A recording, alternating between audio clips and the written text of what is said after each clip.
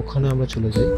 দেন গেটেই এরকম সবজি বিক্রি হচ্ছিল প্লাস্টিকে করে 10 টাকা করে। কেন হচ্ছিল সেটা আপনাদেরকে আমি দেখাচ্ছি। এখানে কিছু হাঁস খরগোশ আছে, ঠিক আছে।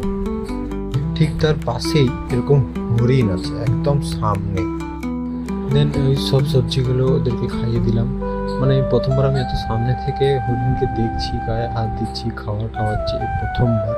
আগে কোনোদিনও আমি এরকম করিনি, মানে পাইনি আর কি। দেন তারপর আমরা ওখান থেকে চলে যাই শ্রী শ্রী গৌরাঙ্গ মহাপ্রভুর মন্দিরে। তারপর আমরা ভেতরে প্রবেশ করি আমার দর্শনের জন্য। আর এটা হচ্ছে ওনার মূর্তি, এটা ভিতরে রাখা আছে। দেন আমরা ওখান থেকে বেরিয়ে, তো সামনে একটা ছিল মন্দির এবং গাছের শিকড়ের নিচে, আমি নামটা ভুলে গেছি, মনে পড়ছে না ঠিক, বাট যতটুকু শুনলাম খুব জাগ্রত। দেন ওর ঠিক পাশেই আছে এরকম একটা বড় একটা শিব মন্দির, অনেক বড় এটা লিঙ্গটা। এই গাছটা দেখছেন, এই মন্দিরের উপরেই কিন্তু এই গাছটা হয়েছে। এই মন্দিরটা অনেক বছর পুরনো, এই মন্দির অনেক বছর পুরনো। তার থেকে বেরিয়ে আমরা চলে গেছিলাম এখানে একটা মায়ের দর্শন করতে।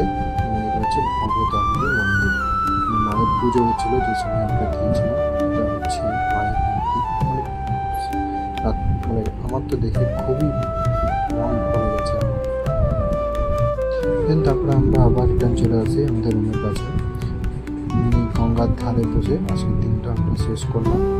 তো এটা হচ্ছে পার্ট 2 ছিল, পার্ট 3 কালকে আসবে, তো ওটার জন্য ওয়েট করবো। টাটা।